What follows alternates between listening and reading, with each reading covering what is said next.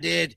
Christie Size made it her business to post during this game, to post to let the world know y'all stupid. Y'all stupid as hell. Y'all stupid as hell. Now, this is Christie Size Instagram page. One thing I can say about Christie Size is that towards the end of the stint with Caitlin Clark, that second half, there has been a growing wave of fans calling for Christie Sides to return to the Indiana Fever. The sentiment on Sin has shifted noticeably, with supporters expressing regret over how her tenure ended and acknowledging that she may have been let go too soon. Christie Sides, who was still receiving payment from the Fever organization through last season, had largely stayed out of public conversations surrounding the team. That changed recently when she posted on Instagram during a Fever game, and the timing did not go unnoticed. This was not the first time Sides appeared to take a subtle shot at the franchise. Clark, that second half of the season, Christie turned it around and she said, you know what, Caitlin, you win. Caitlin, we're going to let you do your thing. And the Fever went to the playoffs and they was beat. They was beat by the same damn coach that took her job. They was beat by the same coach that took her fucking job. A previous instance went largely without reaction, but this particular post caught fire. The frustration many are directing at the Fever front office stems from a straightforward comparison. Christie Sides was not given a second season to build on what she had started, yet Stephanie White was extended that same opportunity despite struggling considerably in her first year. The Fever's defense was widely criticized that period, and the overall performance of the team was poor through much of the season. So I think with Christie Sides, guys, this might be a little personal. Because Christie Sides wasn't granted that second season opportunity that Stephanie was bad last year. We can't erase the fact that Stephanie was a bad coach last year. Christie was never given the second year like Stephanie. Toward the tail end of Sides' time with Caitlin Clark, something shifted. She adjusted her approach, gave Clark more freedom on the floor. That playoff run, however, ended at the hands of the very coach who replaced Sides, a fact that carries its own weight. The situation surrounding Stephanie White's second season is difficult to overlook. She was never given the second year like Stephanie is given. And Stephanie's second year is worse than the first year. Stephanie is worse than the first year. That's why I think this is personal for Christie Sides. Because everybody watched the season last year. Stephanie White was fucking up last year in July. We can't forget the defense was bad last year. Kelsey Mitchell had a strong stretch in August. And during that run, a narrative began circulating that the Fever performed better without Clark heavily involved in ball handling. That narrative persisted for weeks and has not entirely disappeared, with White still suggesting the team moves faster when Clark is not the primary playmaker. Meanwhile, Odyssey Sims, who was released by the Fever, is currently performing well with Dallas, adding another layer to questions about the organization's roster decisions. The broader issue, as many observers see it, is one of accountability within the front office. But y'all want to know what the Fever tried to do? The Fever tried to use a magic eraser because Kelsey Mitchell was balling out. Kelsey Mitchell was balling out. And you guys remember, chat? So you guys remember when Kelsey Mitchell was balling out in August, then in September, they was painting how the Fever was better without Caitlin. In a prior interview, Fever executive Kelly Krause-Kopoff made a statement that has resurfaced in these conversations. Speaking about the franchise's direction, she said, "This is about the Indiana Fever. Yes, we have a foundational player in Caitlin Clark and Leah Boston, and we're going to continue to add to that. But I want this team to be the leader in the country, an enduring brand, like Apple or something. Not about Clark, not about building around her, about the franchise as its own entity." Y'all remember that campaign? It's hard to forget that campaign.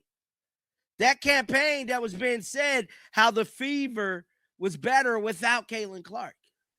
We all remember that. They went on for that for like a month straight. Hell, it's even so bad that Stephanie White is still carrying the notion that the Fever play faster without Caitlin Clark having the ball in her hand. But the one coach. That framing, critics argue, helps explain why Stephanie White was retained for a second season despite a difficult debut year, while Christie Sides, who began to find her footing with Clark before being dismissed, was never given the same runway. Following recent remarks from Stephanie White and Caitlin Clark, several sports commentators have raised concerns about whether those statements were genuinely spontaneous or part of a calculated media strategy. Clark's original comments, which circulated widely, suggested she had settled into a reduced offensive role on the Indiana Fever, accepting a position as perhaps the third priority in the team's system. For many observers, that framing was troubling. And we crucify Christie Sides. And I apologize to Christie Sides many times about my videos.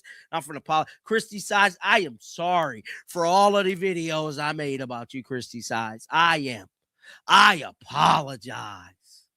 I am truly sorry I made those videos, Christie, because it was a lot of millions of views. Because something I've noticed is that Christie Sides never.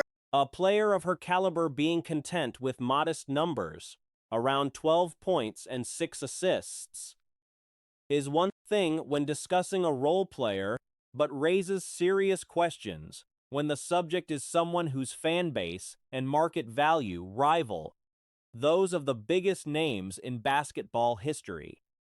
The media response came swiftly.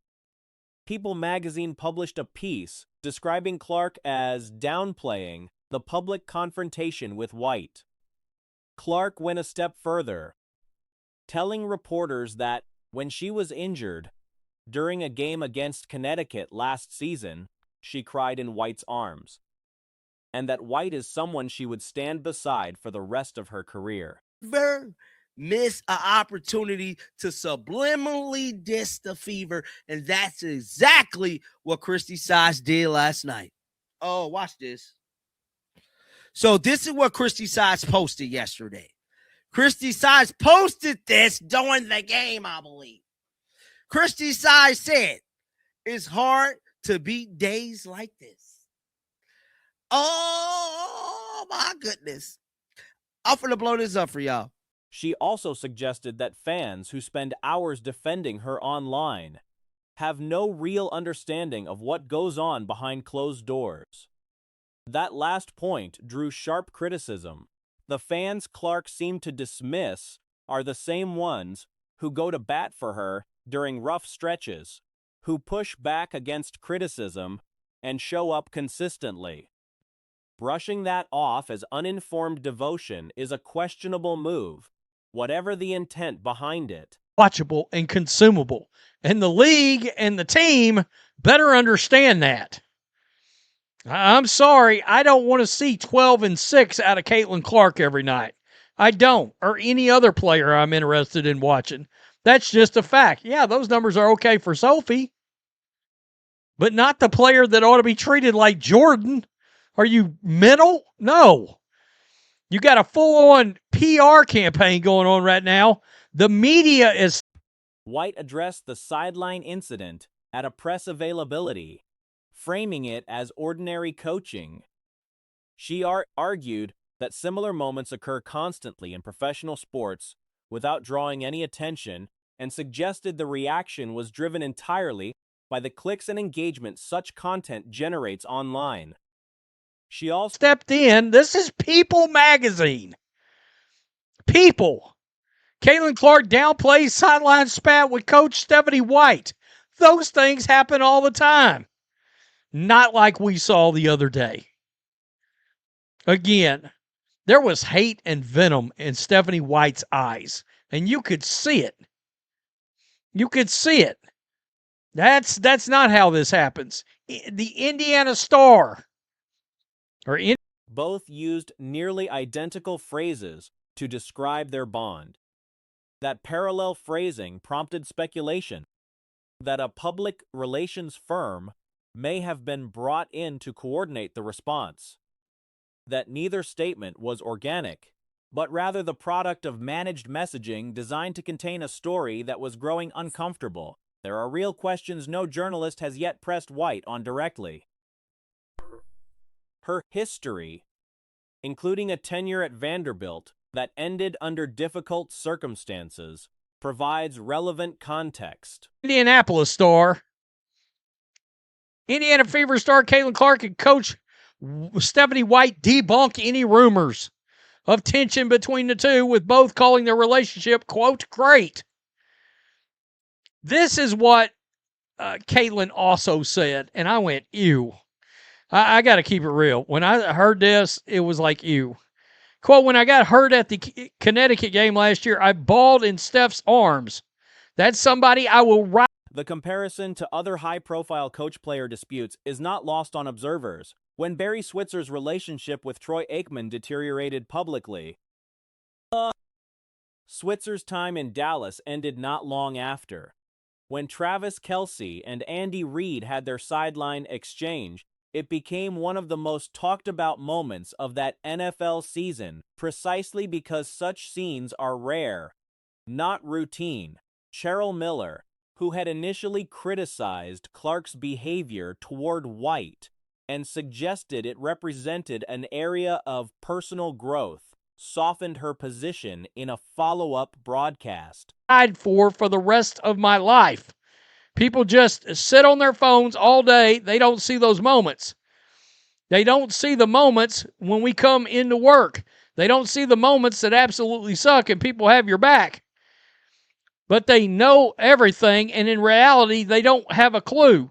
I think the problem that a lot of people had was they sat on their phones all day. Well, yeah, people are supporting you.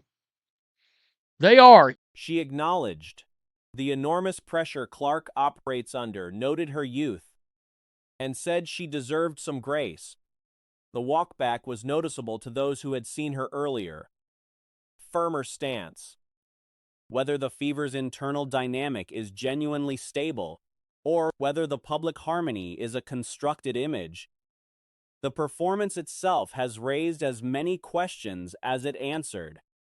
A coaching situation drawing this much scrutiny, with a player of Clark's profile at the center of it, does not quietly disappear, regardless of how aligned the press statements appear. Your fans are going to war for you. And in reality, they don't have a clue. Yeah, why say that about the people that are riding and dying for you as a player? These fans care about Caitlin Clark and spend a lot of time going to combat online and defending her when she has a bad game. Oh, it'll be okay next time, blah, blah, blah. Come on. Don't give us the sense that you don't appreciate that, because that's not a great look. And Stephanie White, this is her comments. Let's play them. Yeah, I'll get it started. Steph, we saw the clip probably everywhere between you and Caitlin. How would you describe what happened in that moment and the relationship you have with Caitlin overall? I think what happened in that moment is I was challenging a player. It's coaching. It's what it is. I don't often think it becomes an issue if you're watching it in men's sports most of the time. And my relationship with Caitlin is great. Like, I love Caitlin. I ride with her. Like, we have a great relationship. And I think that the narrative of people trying to make it something that it's not is just, taking sensationalism to try to get some clicks and all the other stuff. She wants to be coached. I want her to help me be a better. So we're blaming social media? Everybody saw the video. By the way, I keep hearing this, what happens in men's sports. Well, guys, I've been consuming men's sports for 44 years that I can absolutely vividly remember, and I've seen that maybe twice, including a couple of years ago. Travis Kelce was screaming at Andy Reid on the sideline, and they were kind of going back and forth. And before that, I couldn't tell you the last time I saw it. So, no.